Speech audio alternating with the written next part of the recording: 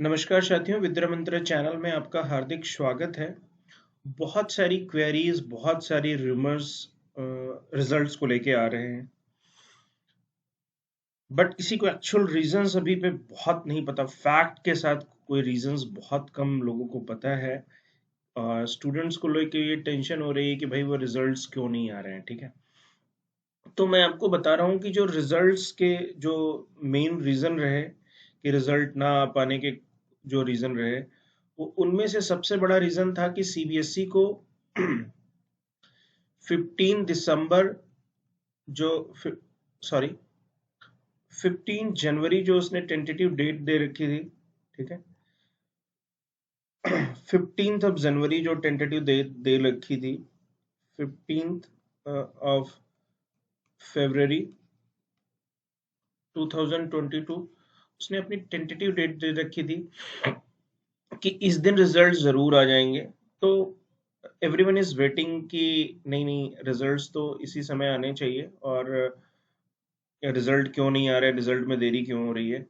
तो मैं आपको एक चीज बता दूं, यहाँ पे जो सीबीएसई ने अपनी तरफ से जो रिजल्ट जारी करने की डेट दी थी, उसमें उसने जो डेट मेंशन की थी उसमें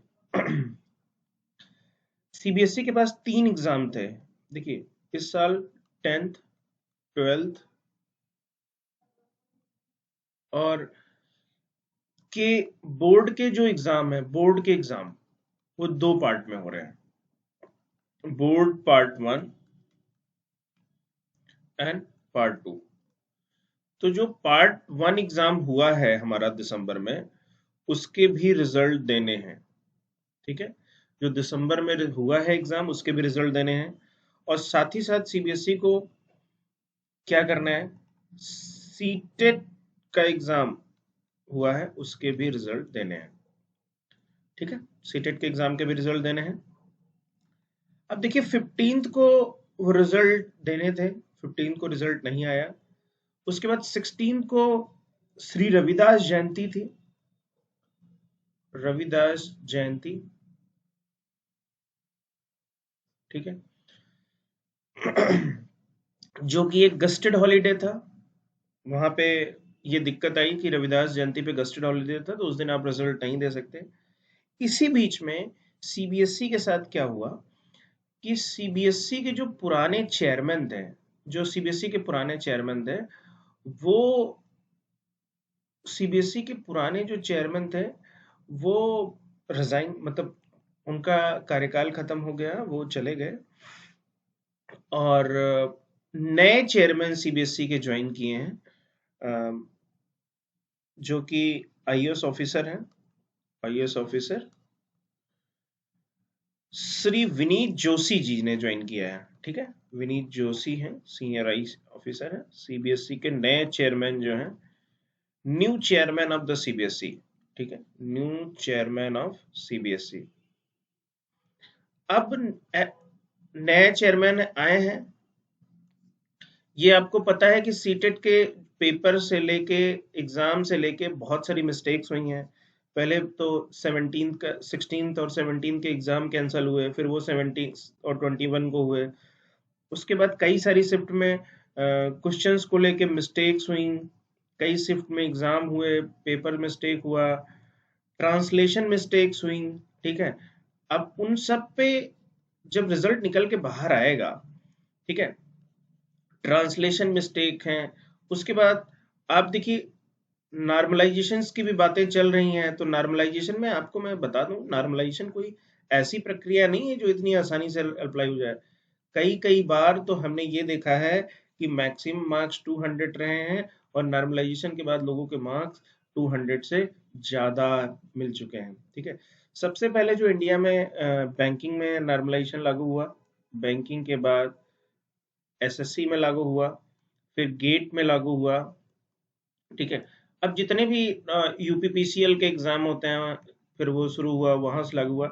अब जितने भी एग्जामिनेशन होते हैं मल्टीपल शिफ्ट में, वहां पे नॉर्मलाइजेशन की प्रक्रिया लागू होती है। ठीक है, तो मैं आपको यहाँ पे एक चीज बताना चाह रहा हूँ कि जो हमारा सीटेट सीटेट का जो रिजल्ट है, सीटेट दिसंबर 21 का रिजल्ट, उसके देरी के कई सारे कारण। अब न्यू चेयरमैन आए हैं, उनको ये पता है कि अगर वो बिना सोचे समझे रिजल्ट दे देते हैं, ठीक है, बिना सोचे समझे अगर उन्होंने रिजल्ट दिया तो बवाल हो जाएगा। बहुत सारे लोग सीबीएसई में सीटेट का एग्जाम देते हैं, एक्सपेक्टेशन होती है, तो वो इस पूरे रिजल्ट्स को एक बार देखना चाह रहे हैं, क्या क्या मिस्टेक्स हो सकती हैं, क्या क्या रिजल्ट आने के बाद जो मिस्टेक्स होंगी तो उनको कैसे हैंडल करना है, आपत्तियां आई तो उनको कैसे रिजॉल्व किया गया, किस तरीके से बच्चों को मतलब अलग अलग क्वेश्चंस पे उस शिफ्ट में सबको नंबर दिए गए या क्या ऑब्जेक्शंस लिए गए। तो बहुत सारी जो चैलेंजेस हैं न्यू चेयरमैन के पास, चेयरमैन जो सीबीएसई के श्री विनीत जोशी सर ने ज्वाइन किया है, उनके पास जो न्यू चैलेंजेस हैं, इसी वजह से थोड़ी थोड़ी डिले हो रहा है। और सीबीएसई अपने तरफ से कोई मिस्टेक नहीं लेना चाह रही है। आपको पता है कि सीबीएसई जो इंडिया की एक एजुकेशन ऑटोनोमस बॉडी है, वो जब भी सीटेट का एग्जाम कराया उसने बहुत बेहतरीन एग्जाम, ऑफलाइन एग्जाम में तो इनका कोई जवाब ही नहीं था। ऑनलाइन एग्जाम इन्होंने पहली बार इन्होंने ऑनलाइन एग्जाम कराया, और एग्जाम कराने के लिए जो अपेक्स बॉडी थी वो टीसीएस थी। बहुत लंबा एक्सपीरियंस है टीसीएस के पास। टीसीएस पिछले 10-12 साल से इंडिया में ऑनलाइन एग्जाम वो कंडक्ट करा रहे हैं डीजीएलएम के नाम से। टीसीएस अयान इनका एक अलग डिवीजन है जहां वो करा रहे हैं। कोई मिस्टेक ज्यादा नहीं हुई कभी, लेकिन अब सीबीएसई के पास एक चैलेंजेस है, ठीक है। सीटेट का जो एग्जामिनेशन है वो जॉब नहीं देगा, लेकिन क्वालिफाइंग नेचर का एग्जामिनेशन है, इसके बाद लोग जॉब के लिए अप्लाई करेंगे। अनरिजर्व्ड कैटेगरी में 90 मार्क्स मिनिमम क्राइटेरिया है, और एससी एसटी ओबीसी और पीएच कैंडिडेट्स के लिए 82 मार्क्स। अब इससे ग्रेटर आर इक्वल अगर आपके नंबर आएंगे तभी आप क्वालिफाई होंगे, तो ये मैटर करेगा यहाँ पे। अगर किसी के पहले मार्क्स आंसर की के पहले मार्क्स किसी के क्या कहते हैं अगर 90 आ रहे हैं, नॉर्मलाइजेशन के बाद उसके मार्क्स घट गए या बढ़ गए, तो वहां पे एक चैलेंज बहुत बड़ा होगा सीबीएसई के पास। तो हैव पेशेंस, जो भी आएगा देर आएगा लेकिन दुरुस्त रिजल्ट आएगा और सबके लिए अच्छा होगा वो। तो वरी मत होइए। अपने जो भी केवीएस की प्रिपरेशन कर रहे हैं, जो लोग सुपर टेट की प्रिपरेशन कर रहे हैं, जो लोग एमपी टेट की, रीट की, different Bihar teacher eligibility test की प्रिपरेशन कर रहे हैं, प्रिपरेशन करिए। और on the behalf of Vidya Mantra team, I am wishing you all the best for the great result. जिन्होंने अच्छा किया है उनको जरूर सक्सेस मिलेगी, ठीक है। तो have a wait.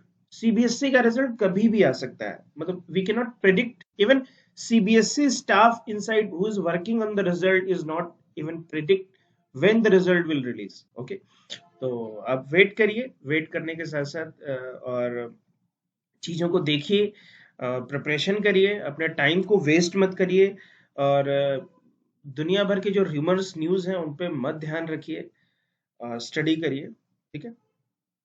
Thank you, मिलते हैं न्यू अपडेट्स के साथ। Thank you. हमारे चैनल पे अगर आप नए हैं तो प्लीज सब्सक्राइब करिएगा ऐसे अपडेट्स के लिए। Thank you.